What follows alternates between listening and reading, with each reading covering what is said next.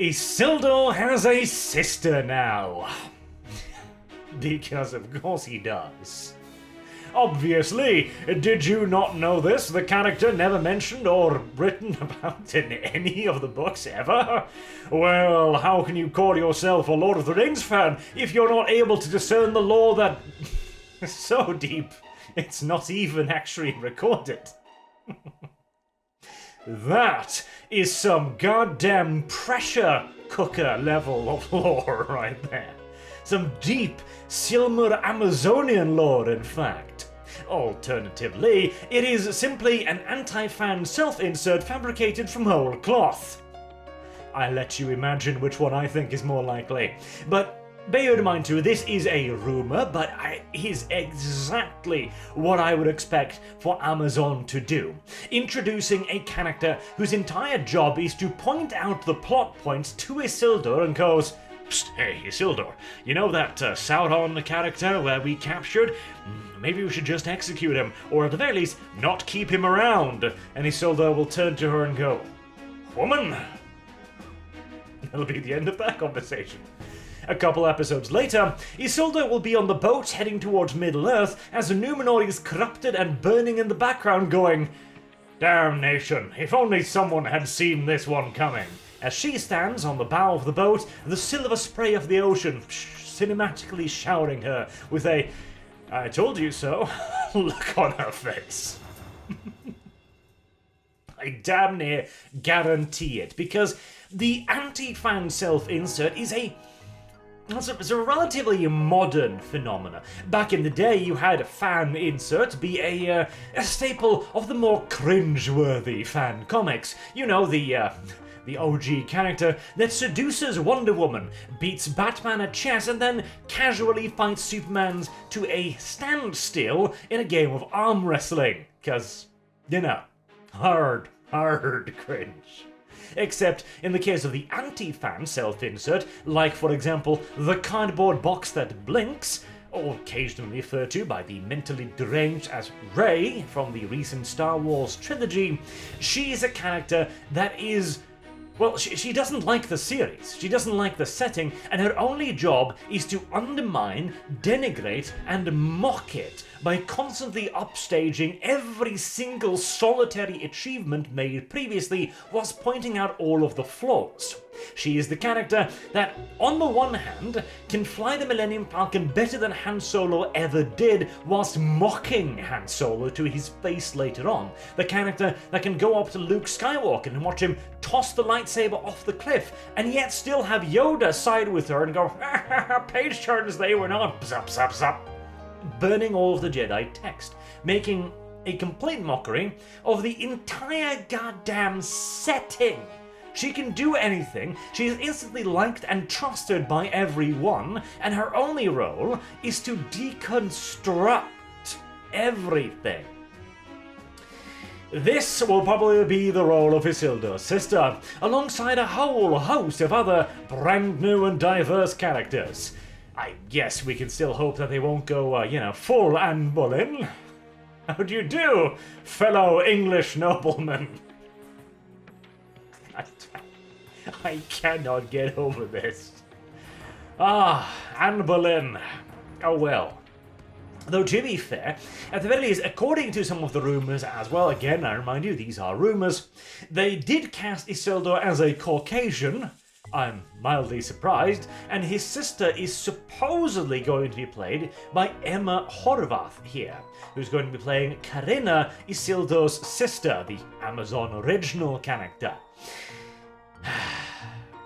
God, this show is gonna be awful, and the problem with it is, Isildur was given a really raw deal in the actual movies, because he was shown as kind of an evil character, really. You know, the other characters are defeated by Sauron in his big boy form, wielding his mace, and he finally slashes off the ring and then immediately submits to it. Or, well, not immediately, in fact, that's even worse. He goes to Mount Doom, stands on the precipice, and then goes, "Shiny, I'm gonna keep this," and turns and walks on back, and then is ambushed by orcs. Whilst in the actual story, it's not quite what happened.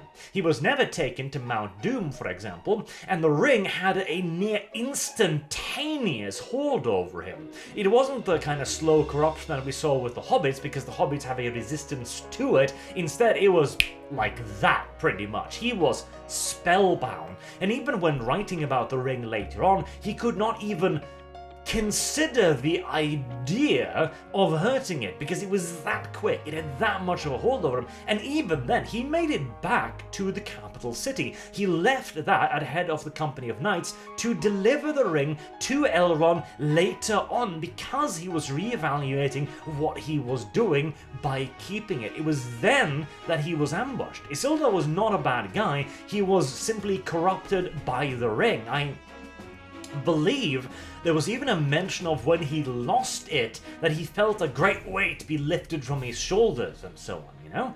So, hell, seeing some more depth to Isildur would be good, but I very much so doubt it. Let me predict Isildur's character arc right here. He's gonna start out as a bright, bushy-tailed and fuzzy-looking lad, all optimism, smiles, and bushy blue eyes, like, oh yay, I'm Isildur, I'm cool, and legendary.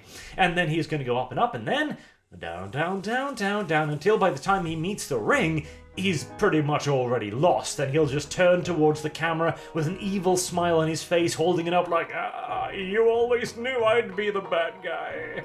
As the camera cuts to his sister, looking wistfully up into the sky, going, oh, I always knew he was a bitch.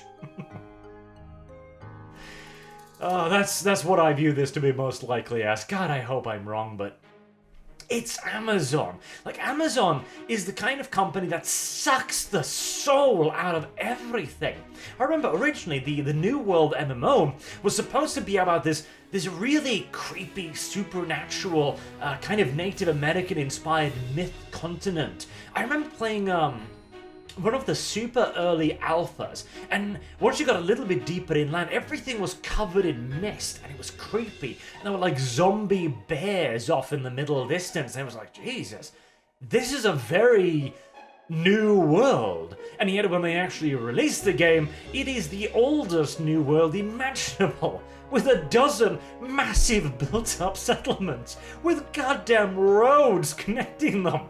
There's no sense of exploration whatsoever, and there's literally only like 2 zones. There's, well, 3 technically. There's Swamp, that's one. There's Newbie Zone, and then there's kinda spooky, mystical zone, a mist zone, fog zone. Now, I actually kind of liked that one for a second, thinking, oh hey, the game's finally picking up somewhere, until it led me to the swamps, and I was like, we're back at this again. God damn it. And remind you again, the opening sequence of A New World literally had, like, you got Roman triremes, you've got Greek ships, again triremes I suppose, you've got Viking longships, you've got conquistador ships, you've got all kinds of insane shit, and then you actually get into the game and everything is ye old England. Everything. You have to pay for different armor schemes. Real money, of course. Oh, the game had such a cool premise and so much promise to be a cool and unique MMO, and it had infinite money with which to do it, but with infinite money comes infinite responsibility, as it turns out. Responsibility to focus groups, which eventually, over the course of many iterations, slowly sliced away every single solitary layer of interest until you were left with a worn and pathetic looking nub of basic bitch fantasy. The same is likely to happen to The Lord of the Rings as well, and that's only if, of course, they don't take even greater vulnerabilities. Liberties, that was the English word I was looking for, with the story overall, going just full crazy. What about we just make the Númenóreans into a completely different race now? You know, we've heard about those black Númenóreans, that means they were African, right? Probably. Why the hell not? Well, they've already done this. They're supposed to be hobbits in the Shire. What, 3,000 years or so before they were supposed to be there? The Lord of the Rings TV show will be darnably interesting, and hey, regardless of what happens, it will be the biggest thing on the internet, hell, the world, if the Wheel of Time, being a genuinely, thoroughly, studiously mediocre TV show, can reach, 40%, I think, of the audience of Game of Thrones? What will this thing do? Like quadruple it? The sheer name recognition of the Lord of the Rings, along with the masses who probably not even know that there is a literary work, will gobble this shit up like hotcakes.